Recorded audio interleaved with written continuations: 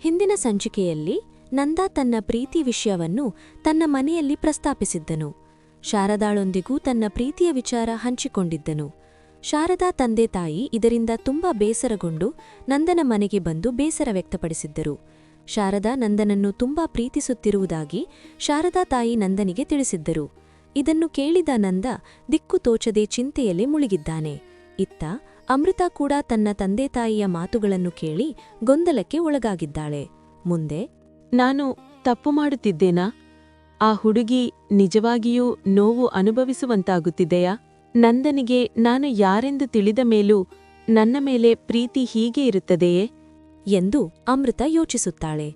ಶಾರದಾಳನ್ನು ಒಮ್ಮೆ ಭೇಟಿ ಮಾಡಿ ಮಾತನಾಡಬೇಕು ಎಂದು ಅಮೃತ ನಿರ್ಧರಿಸುತ್ತಾಳೆ.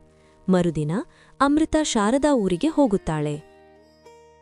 ಇಲ್ಲಿ ಕೇಳಿ, ಶಾರದಾ ಅವರ ಮನೆ ಇದೇನಾ? ಹೌದು, ನೀನು ಯಾರೋ? ನಾನೆಂದು ನಿನ್ನನ್ನು ನೋಡೇ ಇಲ್ಲವಲ್ಲ. ನಾನು ಶಾರದಾ ಗೆಳತಿ. ಅವಳ ಮದುವೆ ವಿಷಯ ತಿಳಿಯಿತು. ಅದಕ್ಕೆ ಶಾರದಾನೊಮ್ಮೆ ಭೇಟಿಯಾಗಿ ಮಾತನಾಡಲು ಬಂದೆ. ಇನ್ನೆಲ್ಲಿ ಮದುವೆ? ಅವಳ ಮದುವೆ ಮುರಿದು ಬಿತ್ತು. ಅದೇ ಚಿಂತೆಯಲ್ಲಿ ಅವಳು ಊಟ ನಿದ್ದೆ ಏನೂ ಸರಿಯಾಗಿ ಮಾಡದೆ ಆರೋಗ್ಯ ಹಾಳು ಮಾಡಿಕೊಂಡಿದ್ದಾಳೆ. ಅವಳ ತಂದೆ ಅವಳನ್ನು ವೈದ್ಯರ ಬಳಿ ಕರೆದುಕೊಂಡು ಹೋಗಿದ್ದಾರೆ. ಶಾರದಾ ತಾಯಿಯ ಮಾತುಗಳನ್ನು ಕೇಳಿ ಅಮೃತಾಗೆ ತುಂಬ ನೋವಾಗುತ್ತದೆ. ನಿನ್ನ ಹೆಸರೇನು? ಶಾರದಾ ಬಂದ ಮೇಲೆ ಅವಳಿಗೆ ನೀನು ಬಂದಿದ್ದ ವಿಷಯ ತಿಳಿಸುತ್ತೇನೆ ಎಂದು ಶಾರದಾ ತಾಯಿ ಹೇಳುತ್ತಾಳೆ. ಅಮೃತ ಏನನ್ನೂ ಮಾತನಾಡದೆ ಅಲ್ಲಿಂದ ಹೋಗುತ್ತಾಳೆ. ಪಾಪ ಏನೂ ತಪ್ಪು ಮಾಡದೆ ಆ ಹುಡುಗಿ ನನ್ನಿಂದ ನೋವು ಅನುಭವಿಸುತ್ತಿದ್ದಾಳೆ ಎಂದು ಅಮೃತ ತುಂಬ ನೊಂದುಕೊಳ್ಳುತ್ತಾಳೆ. ನನಗೆ ಏನು ಮಾಡಬೇಕು ತಿಳಿತಿಲ್ಲ. ನನ್ನ ಮತ್ತು ನಂದನ ಪ್ರೀತಿಯಿಂದ ತುಂಬಾ ಜನರು ಕಷ್ಟಪಡುವಂತಾಗ್ತಿದೆ. ನಂದನ ಮನೆಯಲ್ಲೂ ನಮ್ಮ ಪ್ರೀತಿಗೆ ಒಪ್ಪಿಗೆ ಇಲ್ಲ. ನನ್ನ ತಂದೆ ತಾಯಿಗೂ ಖುಷಿಯಿಲ್ಲ. ಶಾರದಾ ಮನೆಯವರು ನೋವು ಅನುಭವಿಸ್ತಿದ್ದಾರೆ. ನಂದನಿಗೂ ತುಂಬಾ ಕಷ್ಟವಾಗ್ತಿದೆ. ನಾನೇನ್ ಮಾಡ್ಲಿ ಎಂದು ಅಮೃತ ಚಿಂತೆಯಲ್ಲಿ ಮುಳುಗುತ್ತಾಳೆ. ಇತ್ತ ನಂದ ಕೂಡ ಅದೇ ರೀತಿ ಯೋಚನೆ ಮಾಡುತ್ತಿರುತ್ತಾನೆ. ನಂದನಿಗೆ ನಾಳೆ ಅಮೃತಾನ ಭೇಟಿ ಮಾಡಿ ಏನು ಹೇಳುವುದು ಎಂದು ತಿಳಿಯದೆ ಮೌನಕ್ಕೆ ಶರಣಾಗಿದ್ದಾನೆ. ಇಲ್ಲ, ನಾನಿನ್ನು ಸುಮ್ಮನಿದ್ದರೆ ಆಗುವುದಿಲ್ಲ. ಏನಾದರೂ ಮಾಡಲೇಬೇಕು. ಅಕ್ಕ ಭಾವ ಅಂತೂ ಅಮೃತ ವಿಷಯದಲ್ಲಿ ಕುರುಡರಾಗಿದ್ದಾರೆ. ಮಾನವನನ್ನು ಮದುವೆಯಾಗಿ ಅಮೃತ ಹೇಗೆ ಸುಖವಾಗಿರಲು ಸಾಧ್ಯ? ಮಾನವನನ್ನು ಮದುವೆಯಾದರೆ ಅವಳು ಕೂಡ ಮಾನವಳಾಗುತ್ತಾಳೆ. ಯಕ್ಷಣಿಯಾಗಿ ಅಮರಳಾಗಿರುವ ಅಮೃತ ಮಾನವನನ್ನು ಮದುವೆಯಾಗಿ ಸಾಮಾನ್ಯ ಮಾನವರಂತೆ ಬದುಕಿ ಸಾಯುತ್ತಾಳೆ. ಇಲ್ಲ, ಇದಾಗೋಕೆ ನಾನು ಬಿಡುವುದಿಲ್ಲ. ಅಮೃತ ಬದುಕು ಹಾಳಾಗೋಕೆ ನಾನು ಬಿಡುವುದಿಲ್ಲ. ಇದೆಲ್ಲ ಅಕ್ಕ ಭಾವನಿಗೆ ಏಕೆ ಅರ್ಥವಾಗುತ್ತಿಲ್ಲ ಎಂದು ಅಮೃತ ಮಾವ ಯೋಚಿಸುತ್ತಾನೆ. ಆ ಮಾನವನನ್ನು ಭೇಟಿಯಾಗಿ ನಾನೇ ಅವನಿಗೆ ಇರೋ ವಿಷಯವೆಲ್ಲವನ್ನೂ ತಿಳಿಸುತ್ತೇನೆ. ಅವನು ನಿಜವಾಗಿಯೂ ಅಮೃತಾನ ಪ್ರೀತಿಸುವುದಾದರೆ, ಅವಳ ಒಳಿತನ್ನು ಬಯಸುವುದಾದರೆ ಅವನೇ ಇದಕ್ಕೆ ಒಂದು ಪರಿಹಾರ ಕೊಡುತ್ತಾನೆ ಎಂದು ಅಮೃತ ಮಾವ ನಿರ್ಧರಿಸಿ ತಡ ಮಾಡುವುದು ಬೇಡ ಎಂದು ಅಂದೇ ನಂದನನ್ನು ಭೇಟಿಯಾಗಲು ಹೋಗುತ್ತಾನೆ. ಇಲ್ಕೇಳಿ, ನಂದ ಅವರ ಮನೆ ಇದೆನಾ? ಹೌದು, ನೀನ್ಯಾರು? ನಾನು ನಂದನ ಸ್ನೇಹಿತ. ನಂದನನ್ನ ಸ್ವಲ್ಪ ಕರೀತೀರಾ? ನಾನೇನೋ ಮಾತನಾಡಬೇಕು. ಬಾರಪ್ಪ ಒಳಗೆ, ಇಲ್ಲೇ ನಿಂತಿದೆಯಲ್ಲ. ಇಲ್ಲ, ನಾನೆಲ್ಲೋ ಹೋಗ್ಬೇಕು, ತಡವಾಗ್ತಿದೆ. ನಂದನನ್ನ ಕರೆದ್ರೆ ನಾನು ಮಾತನಾಡ್ಕೊಂಡು ಹೋಗ್ತೇನೆ ಎಂದು ಅಮೃತ ಮಾವ ಹೇಳುತ್ತಾನೆ. ನಂದ, ನಿನ್ನನ್ನು ನೋಡಲು ಯಾರೋ ನಿನ್ನ ಸ್ನೇಹಿತ ಬಂದಿದ್ದಾನೆ. ಅದೇನು ಹೋಗಿ ನೋಡು. ನನ್ನ ಸ್ನೇಹಿತನ? ಯಾರದು ಇಷ್ಟೊತ್ತಲ್ಲಿ? ಅದೇನೋ ಅವಸರದಲ್ಲಿದ್ದಾನೆ. ಒಳಗೆ ಬಾ ಎಂದ್ರೂ ಬರ್ಲಿಲ್ಲ. ಅದೇನು ಹೋಗಿ ನೋಡು. ಇಷ್ಟು ಹೊತ್ತಲ್ಲಿ ಯಾರಿರಬಹುದು ಎಂದು ಕುತೂಹಲದಿಂದ ನಂದ ಹೊರಗೆ ಹೋಗಿ ನೋಡುತ್ತಾನೆ. ಯಾರ್ ನೀವು? ನನ್ನ ತಂದೆ ಬಳಿ ನನ್ನ ಸ್ನೇಹಿತರೆಂದು ಹೇಳಿದ್ದೀರಾ? ನಿಮ್ಮನ್ನು ಇದೇ ಮೊದಲು ನೋಡ್ತಿರುವುದು ನಾನು.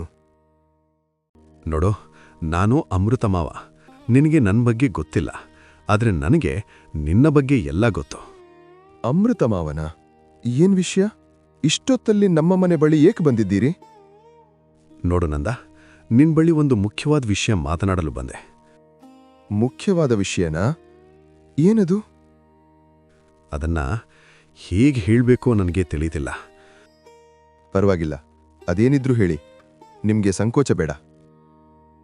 ಅಮೃತ ತುಂಬ ಒಳ್ಳೆ ಹುಡುಗಿ. ಅವಳು ನಿನ್ನನ್ನ ತುಂಬ ಪ್ರೀತಿಸ್ತಿದ್ದಾಳೆ. ಆದರೆ ಅವಳು ನಿನ್ನ ಬಳಿ ಒಂದು ಮುಖ್ಯವಾದ ವಿಷಯವನ್ನ ಇನ್ನೂ ಹೇಳಿಲ್ಲ. ಅವಳಿಗೆ ನಿನಗೆ ಮೋಸ ಮಾಡೋ ಉದ್ದೇಶ ಇಲ್ಲ. ಆ ವಿಷಯ ನಿನಗೆ ತಿಳಿಸುವ ಸಮಯ ಅವಳಿಗೆ ಕೂಡು ಬಂದಿರಲಿಲ್ಲ. ಏನ್ ಹೇಳ್ತಿದ್ದೀರಾ? ಅಮೃತ ಯಾವ ವಿಷಯ ನನ್ನ ಬಳಿ ಹೇಳಿಲ್ಲ. ಅದೇನಿದ್ರೂ ಹೇಳಿ, ನನಗೆ ಗಾಬರಿಯಾಗುತ್ತಿದೆ. ಈ ವಿಷಯವನ್ನ ಅಮೃತಾನೇ ನಿನ್ನ ಬಳಿ ಹೇಳಿದರೆ ಸರಿ ಇರುತ್ತಿತ್ತು. ಆದರೆ ಇದ್ಯಾಕೋ ಬಗೆಹರಿಯುವಂತೆ ಕಾಣ್ತಿಲ್ಲ. ಅವಳು ಈ ವಿಷಯವನ್ನ ನಿನ್ನ ಬಳಿ ಹೇಳಲು ತುಂಬ ಸಂಕೋಚ ಪಡ್ತಿದ್ದಾಳೆ ಅನಿಸುತ್ತಿದೆ. ಅದಕ್ಕೆ ನಾನೇ ಈ ಸಮಸ್ಯೆಗೆ ಒಂದು ಪರಿಹಾರ ಹುಡುಕಲು ನಿನ್ನ ಬಳಿ ಮಾತನಾಡಲು ಬಂದೆ. ಅದೇನು ಬೇಗ ಹೇಳಿ, ನನಗೆ ಗಾಬರಿಯಾಗುತ್ತಿದೆ. ಅಮೃತ ನೀನು ಅಂದುಕೊಂಡಿರುವ ಹಾಗೆ ಮಾನವಳಲ್ಲ. ಅವಳು ಒಬ್ಬ ಯಕ್ಷಿಣಿ, ಯಕ್ಷ ಲೋಕಕ್ಕೆ ಸೇರಿದವಳು. ಏನ್ ಹೇಳ್ತಿದ್ದೀರಾ? ತಮಾಷೆ ಮಾಡ್ತಿದ್ದೀರಾ? ಯಕ್ಷಿಣಿನಾ? ಎಲ್ಲಾ ವಿಚಿತ್ರವಾಗಿದೆ ನೀವು ಹೇಳುತ್ತಿರುವುದು. ಅಮೃತ ಮಾವನ ಮಾತುಗಳನ್ನು ಕೇಳಿ ನಂದನಿಗೆ ಆಶ್ಚರ್ಯವಾಗುತ್ತದೆ. ನಂದನಿಗೆ ಅಮೃತ ಯಕ್ಷಿಣಿ ಎಂಬ ಮಾತನ್ನು ನಂಬಲು ಕಷ್ಟವಾಗುತ್ತದೆ. ಅಮೃತ ಮಾವ ನಂದನ ಮುಂದೆ ತನ್ನ ನಿಜರೂಪದಲ್ಲಿ ಕಾಣಿಸಿಕೊಳ್ಳುತ್ತಾನೆ ಮತ್ತು ಇರೋ ವಿಷಯವೆಲ್ಲವನ್ನೂ ನಂದನಿಗೆ ತಿಳಿಸುತ್ತಾನೆ. ಅಮೃತ ಮಾವನ ಮಾತುಗಳನ್ನು ಕೇಳಿ ನಂದನಿಗೆ ಒಂದು ಕ್ಷಣ ಭೂಮಿಯೇ ಕುಸಿದಂತಾಗುತ್ತದೆ. ದಿಗ್ಭಂತನಾಗಿ ನಿಂತುಬಿಡುತ್ತಾನೆ. ಅಮೃತ ಶಾಪ ಇನ್ನೇನು ಮುಕ್ತವಾಗುತ್ತದೆ. ಅವಳು ನಮ್ಮ ಲೋಕಕ್ಕೆ ಹಿಂದಿರುಗುತ್ತಾಳೆ. ಎಲ್ಲ ಕಷ್ಟಗಳು ಪರಿಹಾರ ಆಯಿತು ಅನ್ನೋಷ್ಟರಲ್ಲಿ ಇದೆಲ್ಲ ನಡೀತು. ನೋಡು ನಂದ, ಅಮೃತ ನಿನ್ನನ್ನು ಪ್ರೀತಿಸ್ತಿರುವುದು ಸುಳ್ಳಲ್ಲ. ಆದರೆ ಅವಳು ನಿನ್ನನ್ನು ಮದುವೆಯಾದರೆ ಅವಳು ಮಾನವಳಾಗ್ತಾಳೆ. ಅವಳ ಅಮರತ್ವ ಹೋಗಿ ಸಾಮಾನ್ಯ ಮನುಷ್ಯರಂತೆ ಬದುಕಿ ಸಾಯ್ತಾಳೆ. ಯಕ್ಷ ಲೋಕದಲ್ಲಿ ರಾಣಿಯಂತೆ ಬದುಕಬೇಕಾದ ಅವಳು ಹೀಗೆ ಕಷ್ಟಪಡುವುದು ನನಗಿಷ್ಟವಿಲ್ಲ. ನೀನು ನನ್ನ ಮಾತುಗಳನ್ನು ಅರ್ಥ ಮಾಡ್ಕೋತೀಯಾ ಅಂತ ನಿನ್ನ ಬಳಿ ಮಾತನಾಡಲು ಬಂದೆ. ನಾನು ಹೇಳಬೇಕಿದ್ದೆಲ್ಲ ಹೇಳಾಯಿತು. ಇನ್ನು ನಿರ್ಧಾರ ನಿನಗೆ ಬಿಟ್ಟಿದ್ದು. ನೀನು ಏನೇ ನಿರ್ಧಾರ ತೆಗೆದುಕೊಂಡ್ರೂ ನಾನಿನ್ನೂ ಅದರಲ್ಲಿ ತಲೆ ಹಾಕೋದಿಲ್ಲ. ನನಗೆ ಅಮೃತ ಒಳಿತಷ್ಟೇ ಮುಖ್ಯ ಎಂದು ಹೇಳಿ ಅಮೃತ ಮಾವ ಅಲ್ಲಿಂದ ಹೋಗುತ್ತಾನೆ. ನಂದನಿಗೆ ಏನು ಮಾಡಬೇಕು ಎಂದು ದಿಕ್ಕು ತೋಚುವುದಿಲ್ಲ. ಇದೇನಾಗುತ್ತಿದೆ ನನ್ನ ಜೀವನದಲ್ಲಿ? ಅಮೃತ ಯಕ್ಷಿಣಿಯಾಗಿ ಸಾಮಾನ್ಯ ಮನುಷ್ಯನಾಗಿರುವ ನನ್ನನ್ನು ಪ್ರೀತಿಸುವುದೆಂದರೇನು? ನನ್ನ ಜೀವನವೇ ಭ್ರಮೆ ಅನಿಸುತ್ತಿದೆ. ನಾನೇನು ಮಾಡಲಿ ಈಗ? ನನ್ನಿಂದ ಎಷ್ಟು ಜನರು ದುಃಖ ಮತ್ತು ಕಷ್ಟಗಳನ್ನು ಅನುಭವಿಸುತ್ತಿದ್ದಾರೆ. ನಾನೇನು ಮಾಡಲಿ ಎಂದು ಚಿಂತೆಗೆ ಒಳಗಾಗುತ್ತಾನೆ. ಮರುದಿನ ಅಮೃತ, ಅಪ್ಪ, ಅಮ್ಮ, ಇಷ್ಟು ದಿನ ನನ್ನಿಂದ ನಿಮಗೆ ತುಂಬ ದುಃಖವಾಗಿದೆ. ನನ್ನನ್ನು ಕ್ಷಮಿಸಿ. ಇದಕ್ಕೆಲ್ಲ ಇವತ್ತು ಒಂದು ಪರಿಹಾರ ಸಿಗುತ್ತದೆ. ನಾನು ನಂದನೊಂದಿಗೆ ಮಾತನಾಡಲು ಹೋಗುತ್ತಿದ್ದೇನೆ. ಅಮೃತ, ಇಂದು ನಿನ್ನ ಜೀವನದಲ್ಲಿ ತುಂಬಾ ಮಹತ್ವವಾದ ದಿನ. ನಿನ್ನ ಶಾಪ ವಿಮೋಚನೆಯೂ ಇಂದೇ ಆಗುತ್ತಿದೆ. ಹಾಗೂ ಆ ಮಾನವನೊಂದಿಗೂ ಇಂದೇ ಮಾತನಾಡಲು ಹೋಗುತ್ತಿದ್ದೀಯಾ?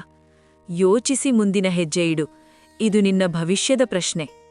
ಹೌದು ಮಗಳೇ, ನಿನಗೆ ಒಳ್ಳೆಯದಾಗಲಿ. ಹೋಗಿ ಬಾ. ನೀನು ಹಿಂದಿರುಗುವಾಗ ಒಂದು ದಿಟ್ಟ ನಿರ್ಧಾರದೊಂದಿಗೆ ಬರುತ್ತೀಯಾ ಎಂಬ ನಂಬಿಕೆ ನನ್ನಲ್ಲಿದೆ ಎಂದು ಅಮೃತ ತಂದೆ ಹೇಳುತ್ತಾರೆ. ಅಮೃತ ನಂದನನ್ನು ಭೇಟಿ ಮಾಡಲು ಅವರು ಎಂದಿನಂತೆ ಭೇಟಿಯಾಗುತ್ತಿದ್ದ ಜಾಗಕ್ಕೆ ಬರುತ್ತಾಳೆ. ನಂದನು ಹಸುಗಳ ಜೊತೆಗೆ ಕಾಡಿಗೆ ಅಮೃತಾಳನ್ನು ಭೇಟಿ ಮಾಡಿ ಮಾತನಾಡಲು ಬರುತ್ತಾನೆ. ಈ ಸಲ ನಂದ ಮತ್ತು ಅಮೃತ ಸುಮ್ಮನೆ ಭೇಟಿಯಾಗಲು ಬಂದಿಲ್ಲ. ಇಬ್ಬರೂ ಒಂದು ದಿಟ್ಟ ನಿರ್ಧಾರದೊಂದಿಗೆ ಬಂದಿದ್ದಾರೆ. ನಂದನಿಗೆ ಈಗ ಅಮೃತ ಯಾರೆಂಬ ಸತ್ಯ ತಿಳಿದಿದೆ. ಆದರೆ ಅಮೃತಾಗೆ ನಂದನಿಗೆ ಸತ್ಯ ತಿಳಿದಿರುವ ವಿಷಯ ತಿಳಿದಿಲ್ಲ. ಮುಂದೆ ಏನಾಗುತ್ತೆ? ಅಮೃತ ಯಾರೆಂದು ತಿಳಿದ ಮೇಲೂ ನಂದ ಅಮೃತಳನ್ನು ಪ್ರೀತಿಸುತ್ತಿದ್ದಾನಾ? ನಂದ ಮತ್ತು ಅಮೃತ ಮದುವೆ ಆಗ್ತಾರಾ?